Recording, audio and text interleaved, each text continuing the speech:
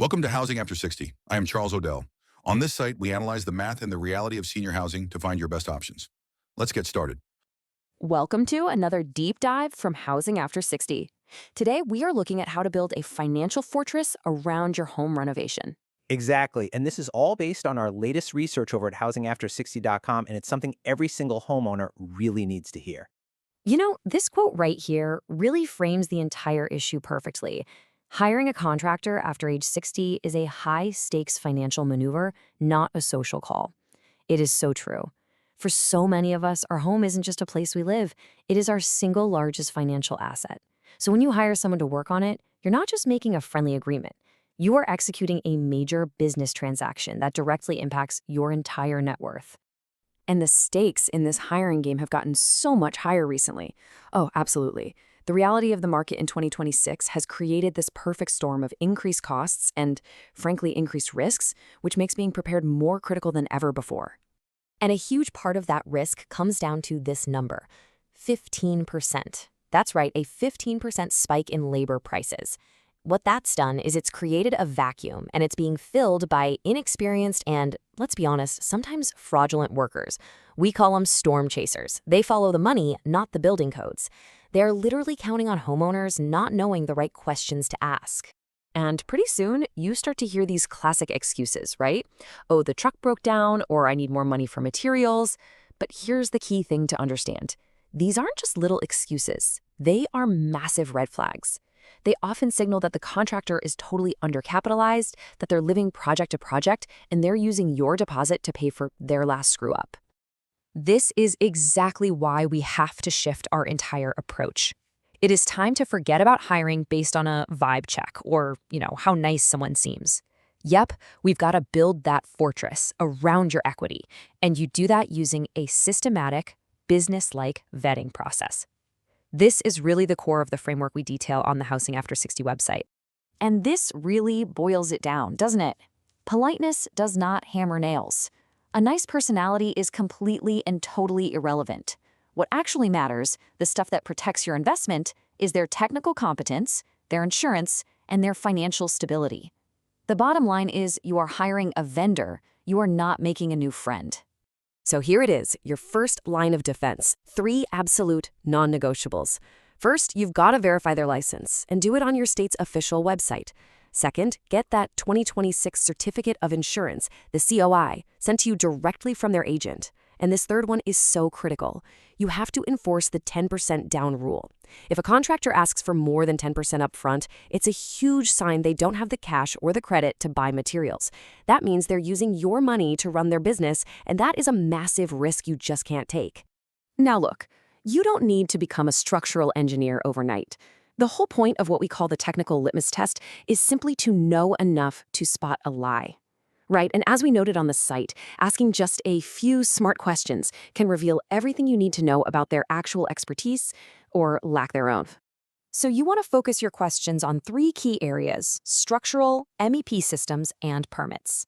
So for example, when you're talking about MEP, that's mechanical, electrical, and plumbing, you could ask if they've done a load calculation for the new HVAC system. A real pro will know exactly what you're talking about. An amateur is going to get flustered. It's just a simple question that separates the experts from the people who are just guessing.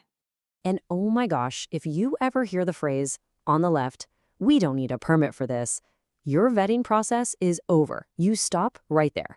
Because unpermitted work isn't just a slap on the wrist. It can completely void your homeowner's insurance. So if a fire starts because of that faulty work, your insurance company could legally walk away and leave you with absolutely nothing.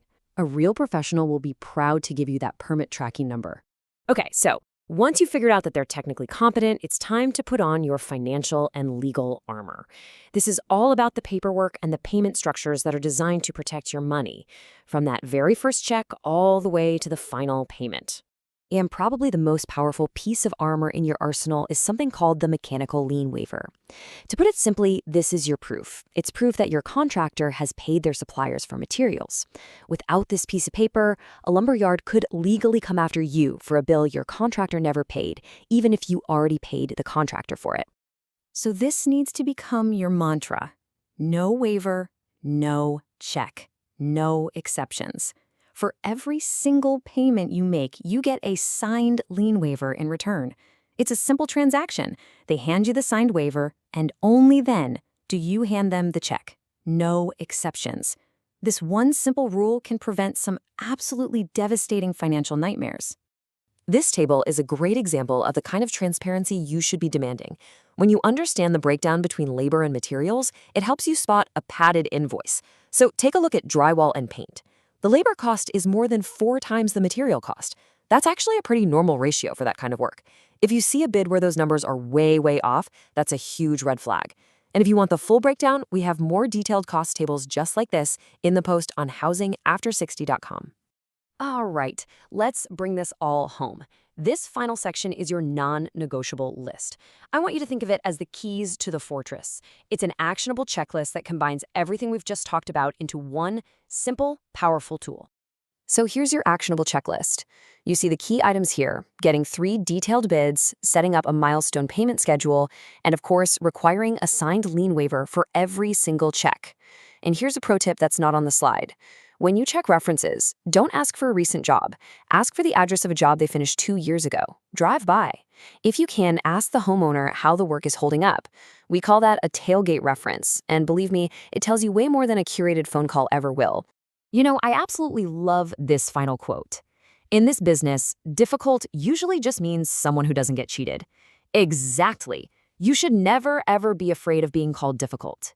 Being thorough and asking for the right paperwork doesn't make you a pain. It makes you the smart CEO of your own project, and it will command respect from the true professionals. And ultimately, it all comes down to the question you see right here. Is your contractor building your future, or is your hard-earned money just paying for their past mistakes? By following this framework, you're making sure your money funds your future, not theirs. You are the one in control. Thanks for watching. For more guides and the full article on this topic, head over to housingafter60.com. And don't forget to check the links in the description below. Your peace and enjoyment in retirement depends on the right housing strategy. Visit housingafter60.com for our full analysis and cost transparency guides. I will see you in the next video.